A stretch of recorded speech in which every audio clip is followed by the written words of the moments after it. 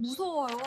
그 사람은 아직 우리 근처에 있어요겨. 그 편지를 읽는 순간겨 이 마을이 숨기는 건 단순한 사고가 아니라는 걸 알았다. 아무도 알지 못했습니다.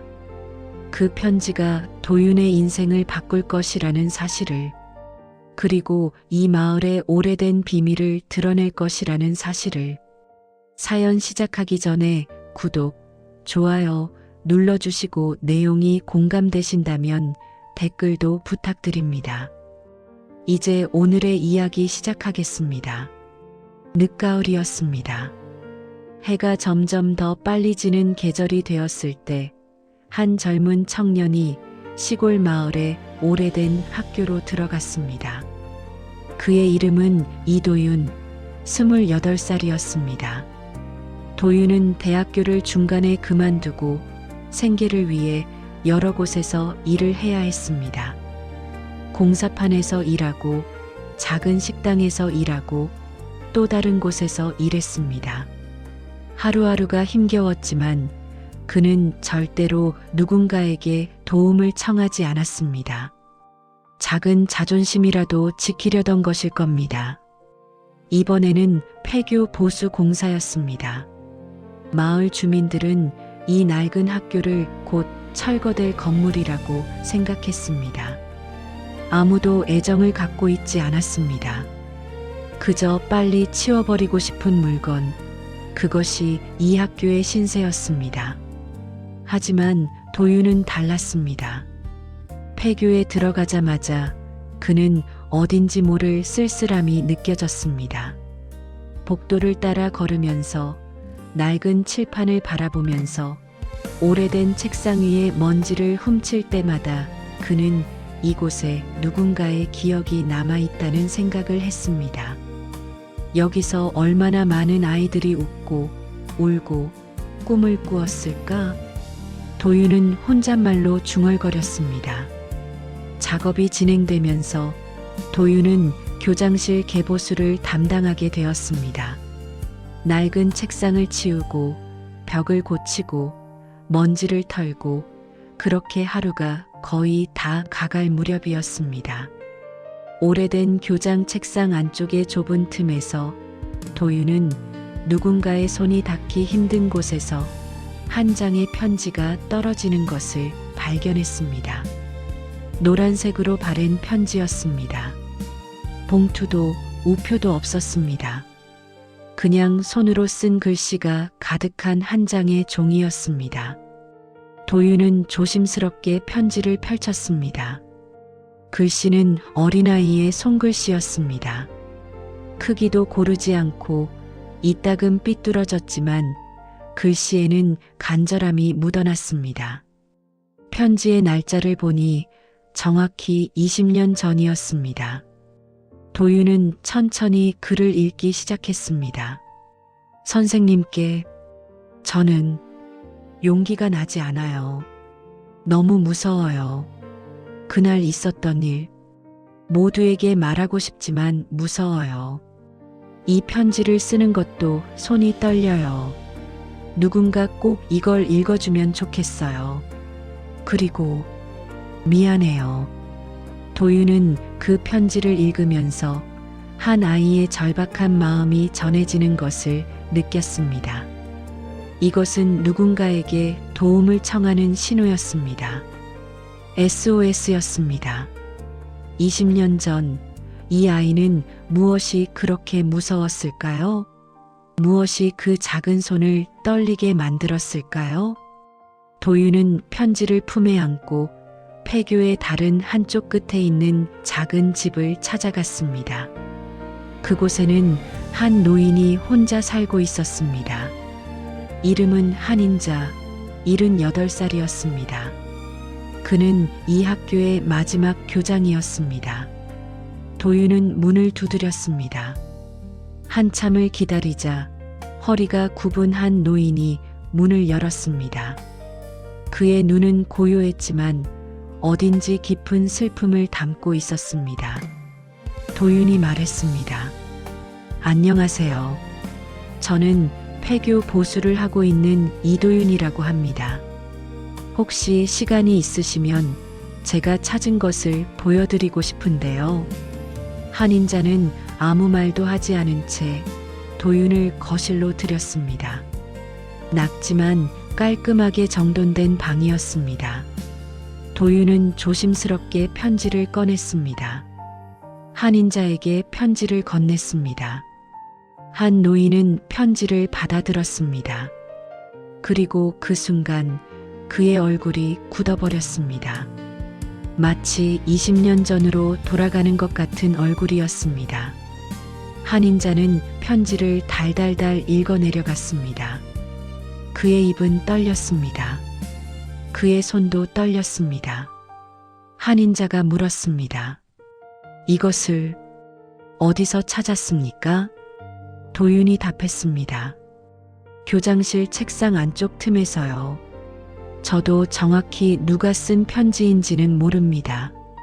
한인자는 한동안 편지를 바라보고만 있었습니다. 그리고 천천히 고개를 들었습니다. 그의 눈에는 눈물이 맺혀 있었습니다. 한인자가 말했습니다. 그 아이는 벌써 세상을 떠났어요. 도윤이 물었습니다. 무슨 말씀입니까? 한인자가 말했습니다. 다시 이 일을 건드리지 마세요. 제발 이 편지를 파지 마세요. 이미 지나간 일입니다. 지나간 것을 다시 들추는 것은 아무도 행복하게 하지 않습니다. 한인자의 목소리에는 진정한 두려움이 담겨 있었습니다. 단순한 거부가 아니라 깊은 공포였습니다. 그러나 도윤은 인자의 말을 진지하게 받아들였습니다. 왜냐하면 한 아이의 절박한 목소리가 귓가에 계속 맴도는데 어떻게 외면할 수 있었겠습니까? 도윤은 한인자의 집을 나오면서 편지를 품에 품었습니다. 선생님, 혹시 모르지만 누군가는 당신의 목소리를 들어줄 거예요. 도윤은 한 아이에게 말을 거는 듯이 중얼거렸습니다. 해는 이미 산 너머로 내려가고 있었습니다. 폐교의 긴 그림자가 마을 전체를 뒤덮었습니다. 아무도 알지 못했습니다. 그 편지가 도윤의 인생을 바꿀 것이라는 사실을, 그리고 이 마을의 오래된 비밀을 드러낼 것이라는 사실을. 다음 날 도윤은 다시 폐교로 나왔습니다. 어제와 달리 그의 마음은 무거웠습니다. 그 아이는 벌써 세상을 떠났어요. 한인자의 말이 자꾸 떠올랐습니다. 20년 전에 죽은 아이, 그리고 그 죽음이 사고였다는 것. 그렇다면 정말로 그것은 단순한 사고일까요? 도윤은 작업을 하면서도 자꾸 편지의 내용을 떠올렸습니다. 무서워요. 그날 있었던 일을 모두에게 말하고 싶지만 무서워요. 무엇이 이 아이를 그렇게 무섭게 만들었을까요? 그러던 중 마을에서 좋지 않은 소식이 들려오기 시작했습니다. 마을 방송이 울렸습니다. 이장의 목소리였습니다. 각 주민 여러분께 알려드립니다. 그동안 논의해 오던 폐교 부지의 재개발 사업이 본격화될 것입니다. 재개발이었습니다. 마을이 발전한다는 미명 아래 폐교도 철거되고 새로운 건물이 들어선다는 계획이었습니다. 그런데 이것이 그렇게 갑작스럽게 진행될 필요가 있었을까요? 도윤은 마을 주민들의 반응을 관찰했습니다.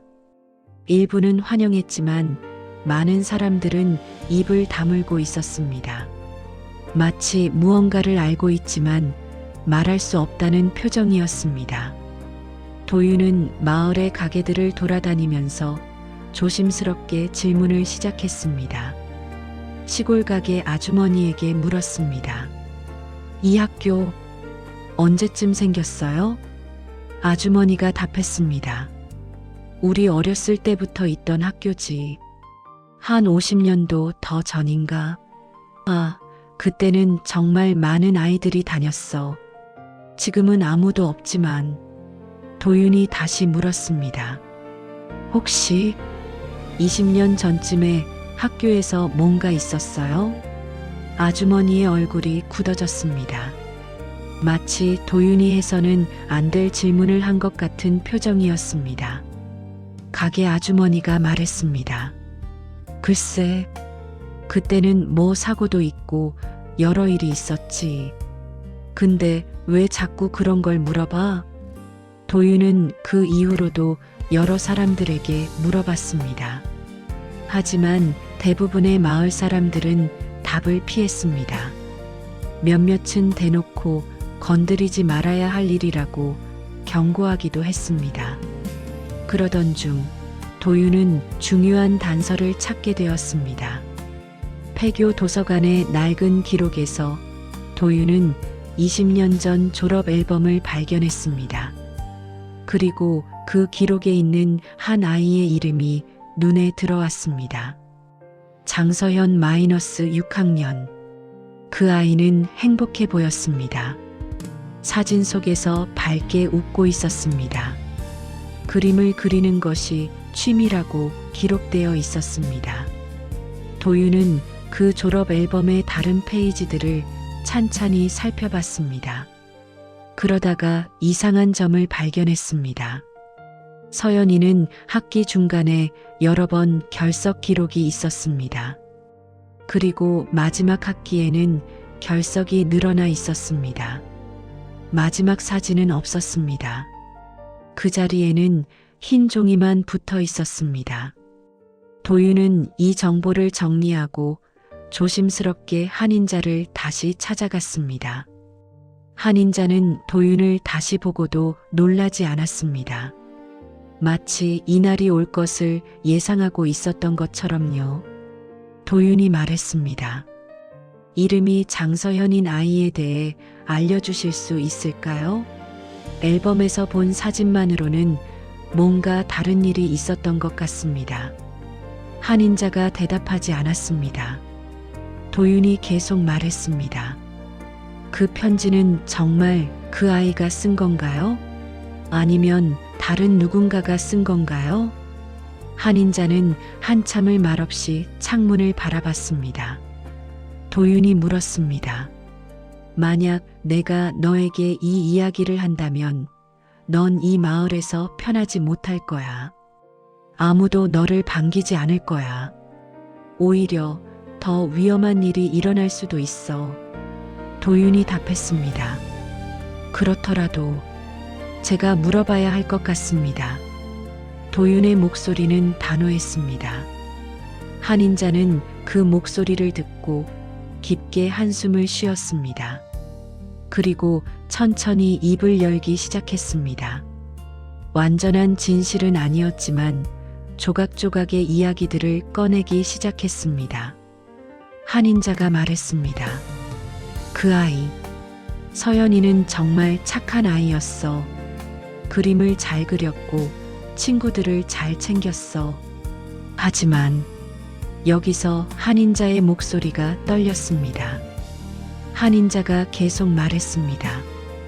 20년 전 그 아이는 어른에게 괴롭힘을 당했어. 그리고 어느 날 갑자기 사라졌어. 다음 날 하천에서 발견되었어. 익사한 채로. 도윤이 물었습니다. 그것이 사고였나요? 한인자가 대답했습니다. 공식적으로는 그래. 하지만 많은 사람들이 다른 것을 알아. 도윤의 가슴이 철렁 내려앉았습니다. 그 밤 도윤은 폐교의 자신의 숙소에서 편지를 다시 읽었습니다. 그날 있었던 일, 모두에게 말하고 싶지만 무서워요. 이제 도윤은 알았습니다. 이것은 단순한 학교의 과거가 아니라 누군가의 죽음과 관련된 일이라는 것을, 그리고 그 진실을 누군가 의도적으로 감추고 있다는 것을. 폐교 보수 공사는 계속되었습니다. 하지만 이제 도윤의 눈은 달라졌습니다.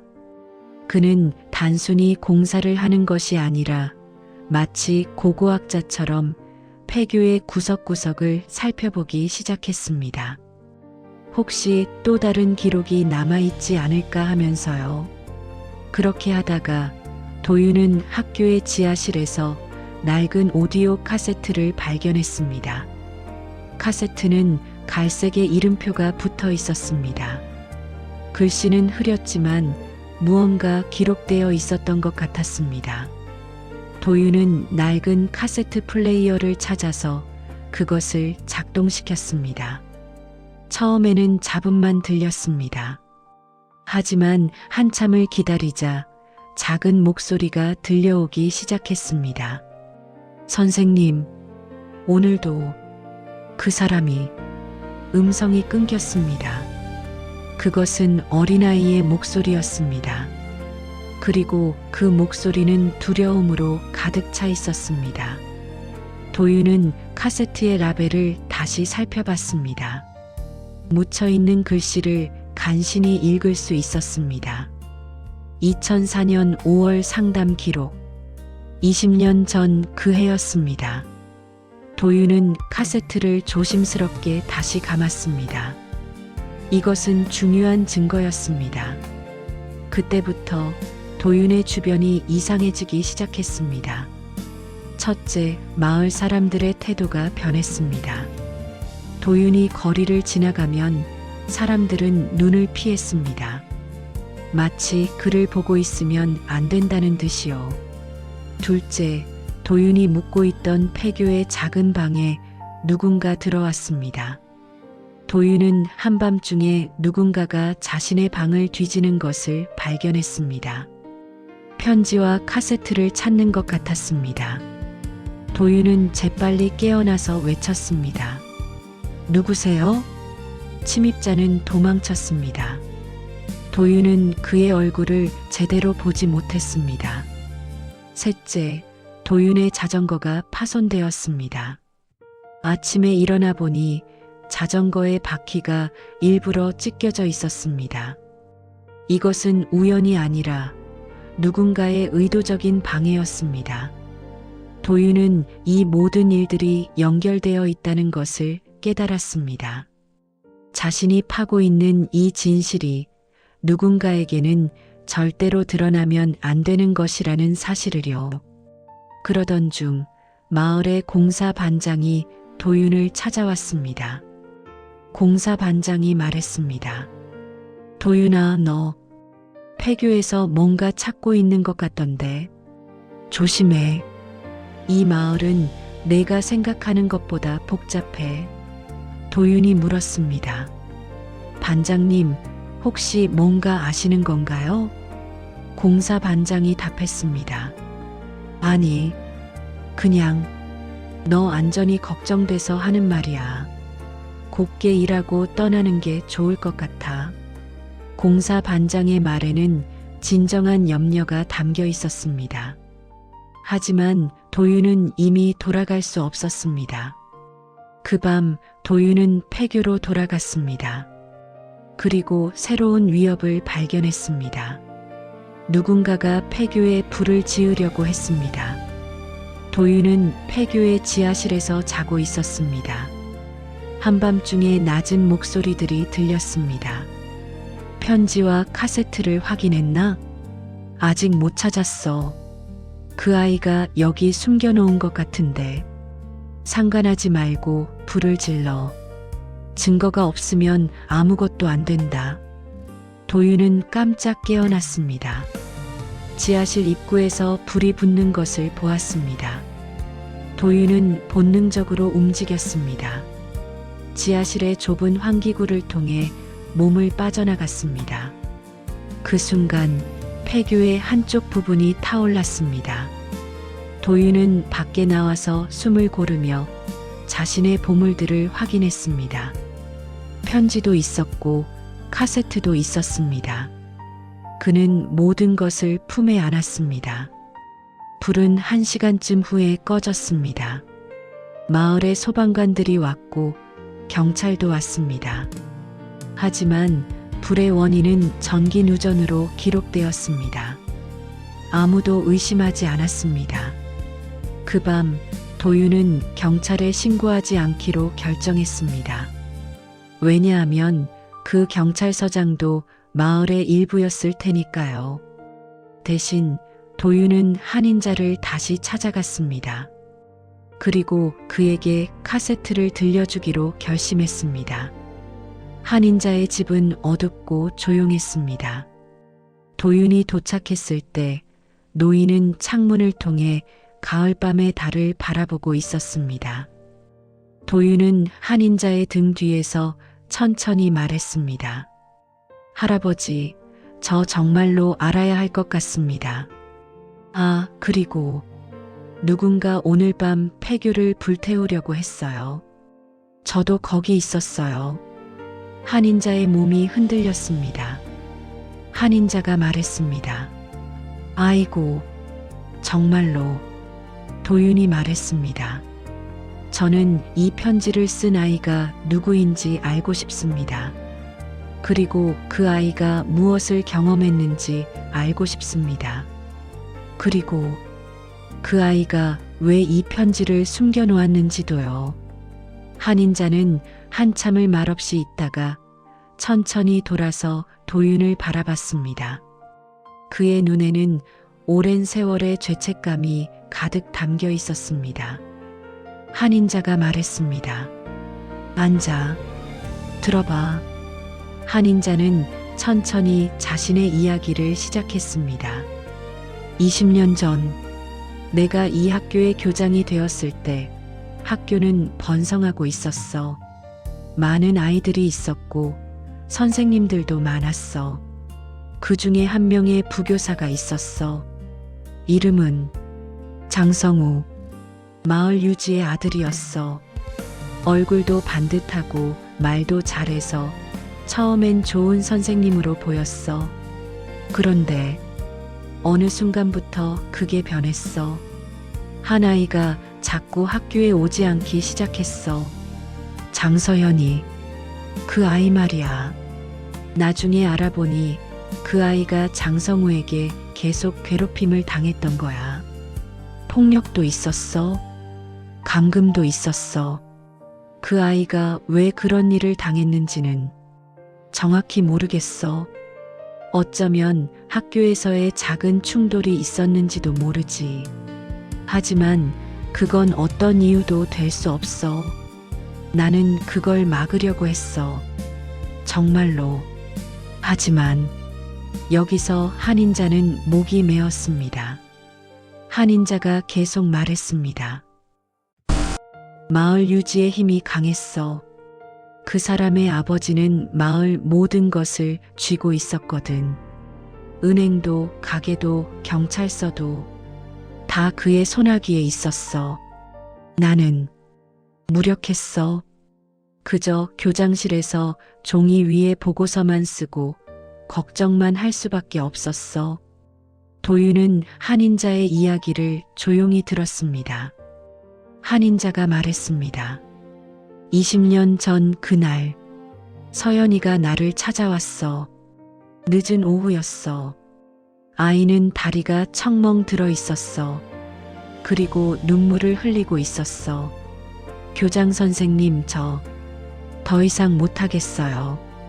그 선생님이 저를. 아이는 그렇게 말했어. 그리고는 나는 그 아이를 품에 안았어. 정말로 안심시켜주고 싶었어. 그리고 약속했어. 내가 널 지킬 거다라고. 그 아이가 내 손을 잡고는 집에 가자고 했어. 자신의 할아버지 집으로. 나는 그 아이를 손잡고 학교를 나갔어. 근데 그 길에서 그 아이가 사라졌어. 처음엔 화장실에 들어간 줄 알았어. 5분을 기다렸어. 10분을 기다렸어. 30분을 기다렸어. 그 아이는 나오지 않았어. 나중에 알았어. 장성우가 아이를 데려갔다는 걸. 어디로, 누가 봤는지는 아무도 말하지 않았어. 한인자의 목소리는 이제 거의 들리지 않을 정도로 작았습니다. 한인자가 계속 말했습니다. 다음 날 그 아이는 마을 하천에서 발견되었어. 익사한 채로. 공식적으로는 사고였어. 하지만 마을 사람들은 알고 있었어. 그게 사고가 아니라는 걸. 그런데 아무도 말하지 않았어. 왜냐하면 그 아이의 아버지, 마을 유지가 압력을 넣었으니까. 돈이 풀렸어. 언론에는 익사사고라고만 보도되었어. 경찰은 입을 다물었어. 그리고 내 양심이 평생을 짓눌렀어. 도윤은 한인자의 말을 듣고 이제 모든 것이 이해가 되었습니다. 편지의 의미도, 카세트의 목소리도, 그리고 마을의 침묵도. 도윤이 조심스럽게 물었습니다. 그럼 이 편지는? 이 편지를 쓴 건 서연이가 아닌가요? 한인자가 대답하지 않았습니다. 도윤이 계속 물었습니다. 이 편지가 교장실 책상 안에 20년을 숨겨 있었다는 건. 도윤은 그 순간 한 가지 가능성을 깨달았습니다. 혹시 다른 누군가가 이 편지를 썼던 건 아닐까? 그리고 그 누군가는 여전히 살아있는 건 아닐까?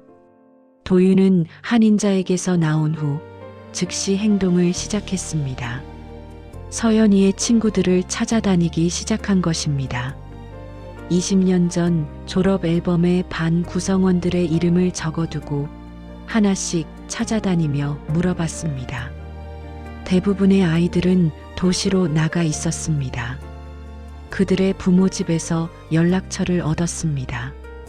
하지만 그들의 반응은 모두 비슷했습니다. 그 일은 말하고 싶지 않아요. 20년 전 일인데 뭐하러. 저희도 잘 모르는 일이에요. 누군가는 도윤의 질문을 듣고 전화를 끊어버렸습니다. 누군가는 더 이상 연락하지 말아달라고 했습니다. 하지만 한 사람이 있었습니다. 그 사람의 이름은 강미라. 당시 서연이의 친구였던 여자아이였습니다.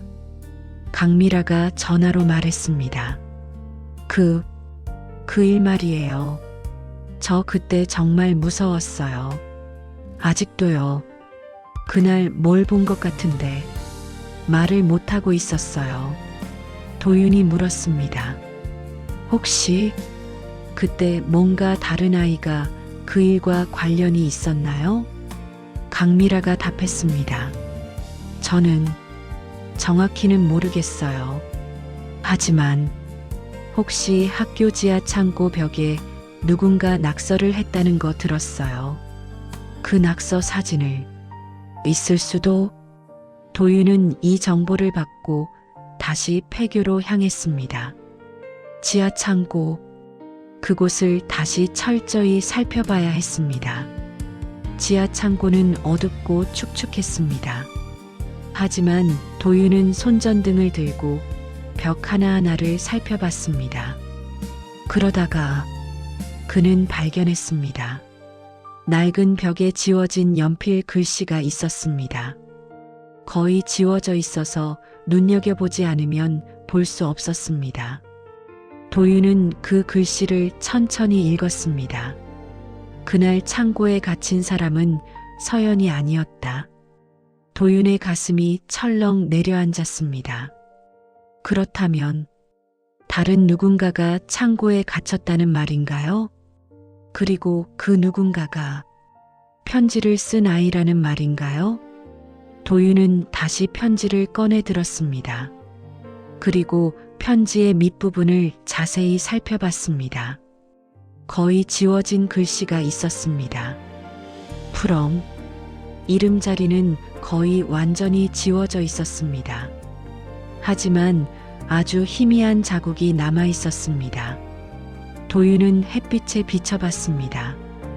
그리고 글씨를 읽었습니다. 민소희. 편지의 작성자가 드러났습니다. 장서연이 아니라 다른 아이, 민소희였습니다. 그렇다면 민소희는 누구이고 그 아이는 지금 어디 있는 걸까요? 도윤이 이 생각을 하고 있던 바로 그 순간 폐교의 지하실에서 불이 났습니다. 누군가가 다시 불을 질렀습니다. 이번에는 더 크게요. 도윤은 본능적으로 편지를 품에 안고 계단을 뛰어 올랐습니다. 불길은 빠르게 번졌습니다. 도윤은 폐교의 후문으로 빠져나갔습니다. 그 순간 그는 어두운 밤 속에서 한 그림자를 봤습니다. 담배를 피우고 있는 남자였습니다. 그 남자는 장성우였습니다. 도윤과 눈이 마주쳤습니다. 두 사람은 한동안 말없이 서로를 바라봤습니다. 장성우가 말했습니다. 도윤이라고 했지? 자네, 이 마을에서 할 일을 다 했을 텐데 왜 자꾸만? 도윤이 물었습니다. 왜 그 아이들을 없애려고 해요? 왜 진실을 감추려고 해요?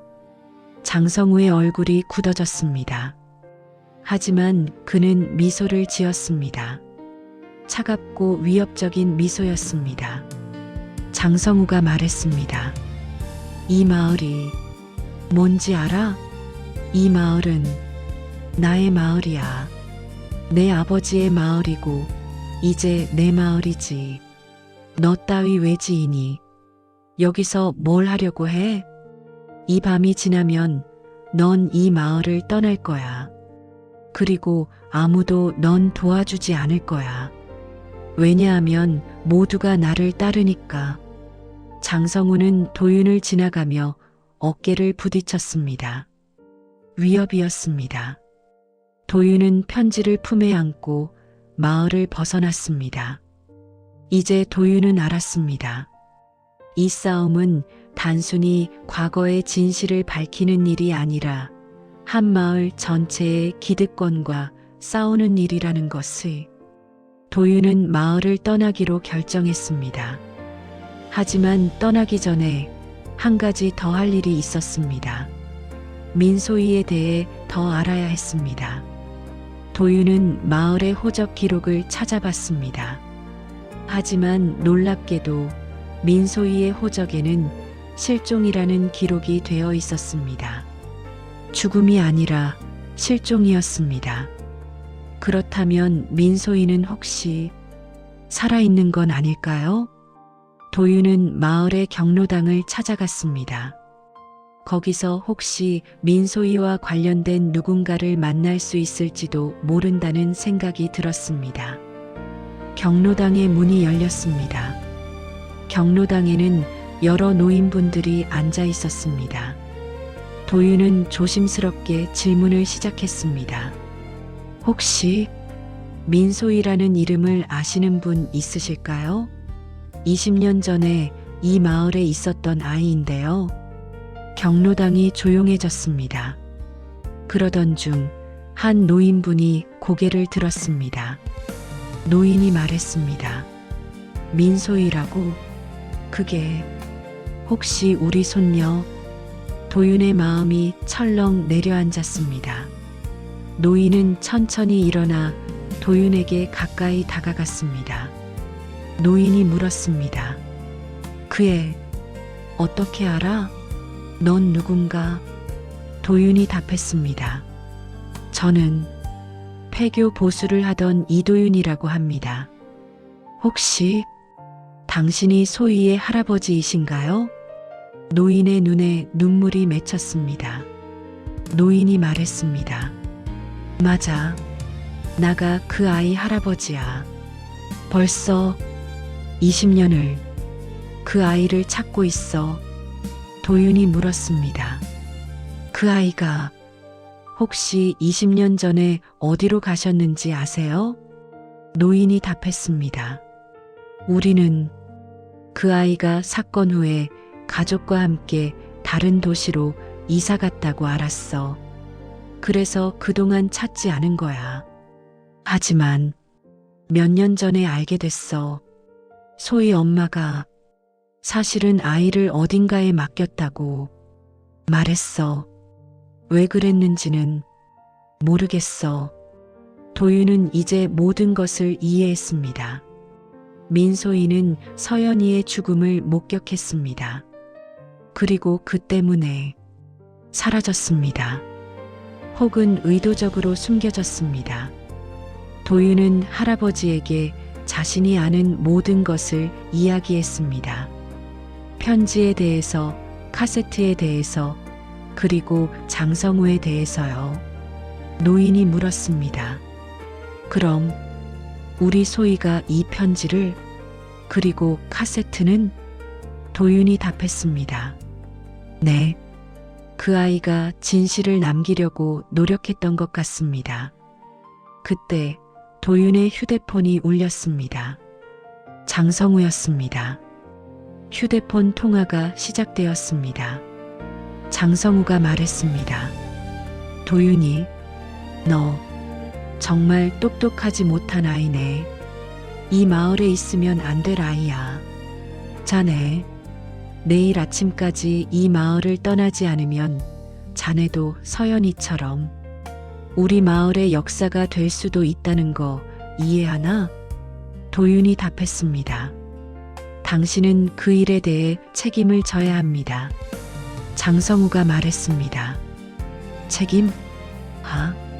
내가 이 마을의 왕인데 누가 날 책임지게 할 수 있겠어? 너 같은 것 말고. 자네, 빨리 떠나거나 아니면 준비해. 통화가 끝났습니다. 도윤은 노인을 바라봤습니다. 노인의 얼굴은 결연했습니다. 노인이 말했습니다. 도윤아, 그럼 우리 뭘 해야 할까? 도윤이 답했습니다. 혹시 마을에 공청회를 열 수 없을까요? 주민들이 다 모이는? 노인은 천천히 미소를 지었습니다. 20년을 기다린 한 할아버지의 미소였습니다.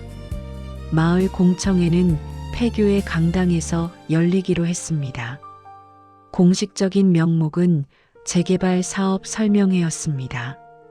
하지만 도윤과 노인 할아버지는 다른 계획을 가지고 있었습니다. 공청회 당일 마을 주민들이 모였습니다. 약 200명 정도가 강당을 가득 채웠습니다. 장성우는 무대 앞에서 재개발 계획에 대해 설명하고 있었습니다. 장성우가 말했습니다. 여러분, 우리 마을이 앞으로 어떤 모습이 될지 상상해 보셨나요? 이 폐교 부지에는 새로운 쇼핑몰이, 주변에는 아파트가 들어설 것입니다. 우리 마을이 발전할 것입니다. 주민들이 박수를 쳤습니다. 하지만 그 박수가 끝나는 순간 한인자가 무대로 나갔습니다. 늙고 굽은 한 노인이 마이크를 들었습니다. 주민들은 놀라며 주목했습니다. 한인자가 말했습니다. 여러분, 저는 이 학교의 마지막 교장입니다. 20년 동안 저는 말하지 못한 것이 있습니다. 왜냐하면 두려웠습니다. 하지만 오늘 저는 더 이상 침묵할 수 없습니다. 강당이 조용해졌습니다. 한인자가 계속 말했습니다. 20년 전 이 학교에서 한 아이가 죽었습니다. 장서현이라는 이름의 그런 착한 아이가. 그리고 그 아이의 죽음은 사고가 아니었습니다. 그 아이는 폭력과 괴롭힘을 받았습니다. 이 학교의 부교사에 의해서. 그리고 그 부교사는 지금도 이 마을에 있습니다. 주민들이 술렁거렸습니다. 장성우의 얼굴이 창백해졌습니다. 장성우가 소리쳤습니다. 그런 황당한 말을. 미쳤나? 장성우가 무대 위의 한인자에게 달려들었습니다. 그 순간 도윤이 무대로 올라갔습니다. 그리고 스피커에 카세트를 연결했습니다. 아이의 목소리가 스피커를 통해 울려 퍼졌습니다. 선생님, 오늘도 그 사람이 저한테 나는 누군가 알아줬으면 좋겠어요. 서연이는 왜? 강당이 술렁였습니다. 주민들의 얼굴에는 충격과 분노가 나타났습니다. 노인 한 명이 외쳤습니다. 뭐야 이게? 다른 노인이 물었습니다. 저 음성이 누구 목소리야? 도윤은 마이크를 들었습니다. 여러분, 이 음성은 20년 전 이 학교에서 녹음된 상담 기록입니다. 그리고 이것은 도윤이 손에 들고 있던 편지를 높이 들었습니다. 이 편지입니다. 이 편지의 작성자는 민소희라고 불리는 당시 12살의 여자아이입니다. 그 아이는 서연이의 죽음을 목격했습니다. 그리고 그 때문에 마을에서 사라졌습니다. 주민들이 더욱 술렁거렸습니다. 이제 모든 것이 명백해지고 있었습니다. 한 주민이 물었습니다. 그럼 20년 전 그 사건은? 다른 주민이 외쳤습니다. 경찰에 신고해야 하는 거 아닌가? 장성우는 더 이상 태어나지 않았습니다. 그는 무대에서 뛰어내렸습니다. 그리고 강당의 문으로 향했습니다. 강당의 뒤쪽 문에서 목소리가 들렸습니다. 아무도 못 나가게. 강당의 뒤쪽 문에는 경찰관들이 대기하고 있었습니다. 도윤과 노인 할아버지가 사전에 신고했던 것입니다. 장성우는 체포되었습니다. 그리고 그의 조카도 일당도 하나둘 경찰에 의해 연행되었습니다. 강당의 주민들은 침묵했습니다. 20년 동안 침묵했던 모든 것이 이 한밤에 드러났습니다. 도윤은 한인자와 함께 무대에서 내려왔습니다. 한인자가 말했습니다. 고맙고 미안해. 도윤아. 도윤이 말했습니다. 할아버지, 이제 소희를 찾아야 해요. 그 아이가 어디에 있는지. 노인 할아버지가 앞으로 한 발 나아갔습니다. 할아버지가 말했습니다. 우리 소희, 이제 나올 수 있겠지? 혼자 있지 말고. 할아버지의 눈에서 눈물이 흘렀습니다. 20년의 기다림이 이제 끝날 것만 같았습니다. 그 다음 날부터 경찰은 20년 전의 사건을 재수사하기 시작했습니다. 언론도 보도했습니다. 20년 전 학생 익사 사건, 살인으로 재수사. 뉴스는 전국으로 퍼져나갔습니다.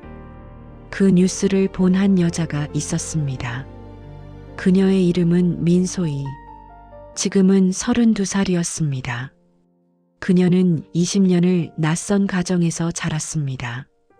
그 뉴스를 본 순간 소희는 통곡했습니다. 20년을 기다렸던 그 순간이 온 것입니다. 경찰의 재수사는 신속했습니다. 20년 전의 사건에 대한 증거들이 하나하나 드러났습니다. 법의학 검사는 서연이의 죽음이 사고가 아니라는 것을 확실히 해줬습니다. 그리고 민소희의 증언이 추가되면서 사건은 완전히 규명되었습니다. 장성우는 결국 살인죄로 기소되었습니다. 마을은 변했습니다. 주민들은 이제 비로소 자신들의 침묵이 얼마나 큰 죄였는지를 깨달았습니다. 학부모들은 자신의 자식들을 보호하지 못했던 것을 후회했습니다. 그리고 마을의 유지 세력도 이제 그들의 비호가 멈췄습니다. 한인자는 더 이상 혼자가 아니었습니다.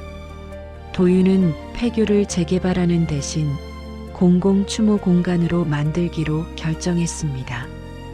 마을 주민들도 이에 동의했습니다.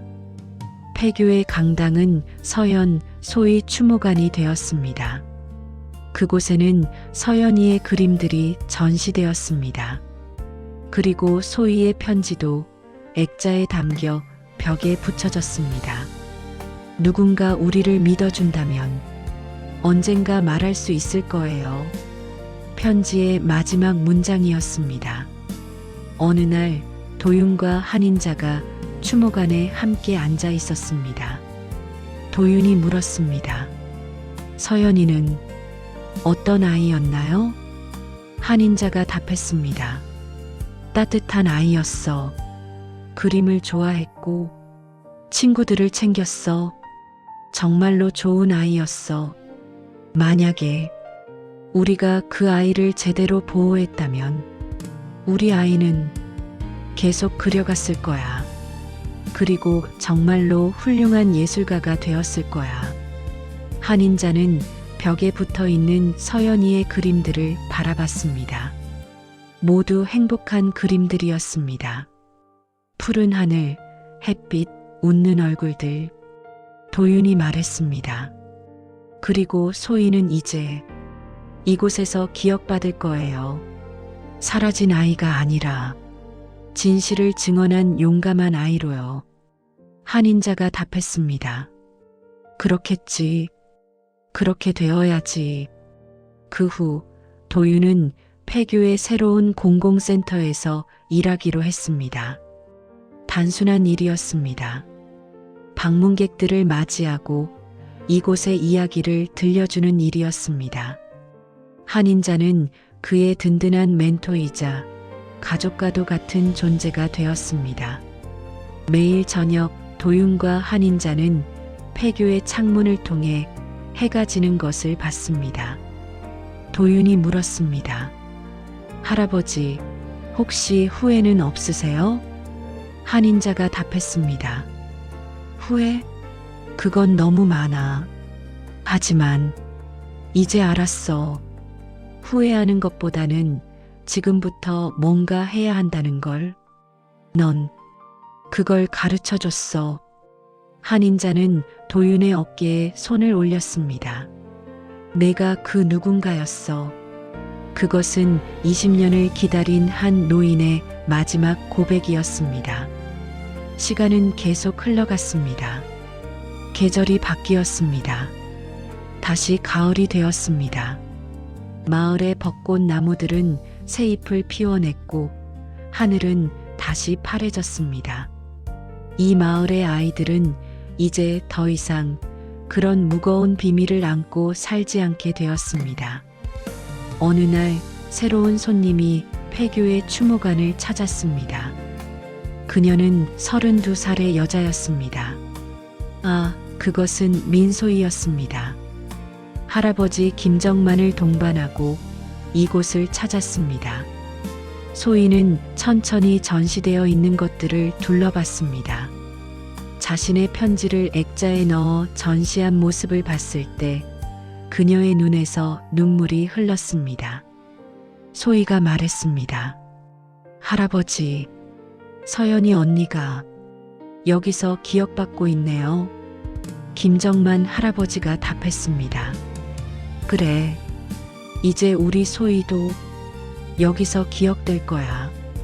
용감한 아이로, 진실을 지킨 아이로. 도윤이 그들을 맞이했습니다. 도윤이 말했습니다. 소혜 씨, 반갑습니다. 이곳이 당신의 용기를 증명하는 공간이 되었으면 좋겠습니다. 소희가 답했습니다. 고마워요. 이 공간이 있어서 나도 지금 이 자리에 있을 수 있는 것 같아요. 20년 동안 혼자라고 생각했는데 누군가 나를 기억해주고 있었다니요. 그 말을 들은 한인자가 앞으로 나갔습니다. 한인자는 소희의 손을 잡았습니다. 한인자가 말했습니다. 미안해. 정말로 내가 너를 보호해주지 못해서. 소희가 답했습니다. 아니에요. 당신이 저를 도와주려고 했잖아요. 그것만으로도 감사해요. 두 사람은 한동안 손을 잡고 있었습니다. 20년의 시간이 그 한순간에 녹아내렸습니다. 해는 또 진다. 폐교의 창문을 통해 하늘은 주황색으로 물들었습니다. 도윤, 한인자, 소혜, 그리고 김정만 할아버지. 네 사람은 함께 창문을 통해 저물어가는 날을 봤습니다. 이 이야기는 여기서 끝이 아닙니다. 이것은 시작입니다. 한 청년의 작은 선의가 시작한 인연이 한 마을의 오래된 비밀을 드러냈고 그 비밀은 다시 진실로 바뀌었습니다. 그리고 그 진실이 한 마을을 조금 더 밝게 만들었습니다. 폐교는 더 이상 철거될 낡은 건물이 아닙니다. 이곳은 이제 추모와 학습의 공간입니다.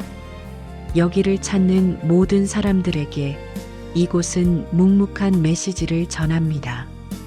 누군가의 목소리를 외면하지 말아야 한다. 누군가의 진실을 감춰서는 안 된다. 그리고 누군가를 믿는 것이 세상을 조금 더 밝게 만들 수 있다. 밤이 깊어갑니다. 폐교의 불이 하나씩 켜집니다. 그 불은 마치 20년 동안 갇혀있던 한 아이의 목소리가 이제 세상에 나가는 것을 축하하는 듯합니다. 선생님, 누군가 우리를 믿어준다면 언젠가 말할 수 있을 거예요. 편지의 마지막 문장입니다. 누군가는 이제 믿어주었습니다. 그 누군가의 이름은 이도윤이었습니다. 그리고 도윤은 계속 이 땅에서 누군가의 목소리를 듣는 일을 할 것입니다. 왜냐하면 그것이 그의 길이기 때문입니다. 작은 선의로 시작한 인연이 결국 세상을 바꾼다는 사실을 알았으니까요. 폐교에서 발견한 편지. 그것은 단순한 종이 조각이 아니었습니다. 그것은 한 아이가 남긴 희망의 메시지였습니다. 그리고 그 메시지를 받은 도윤이 이 세상에 전했습니다. 우리의 목소리를 들어줄 누군가를 기다리고 있습니다. 이 이야기가 당신에게 닿기를 바랍니다. 혹시 당신의 주변에 누군가의 목소리가 들리지는 않나요? 그렇다면 당신이 그 누군가가 될 수 있습니다. 이야기의 끝입니다. 하지만 진실의 길은 계속됩니다.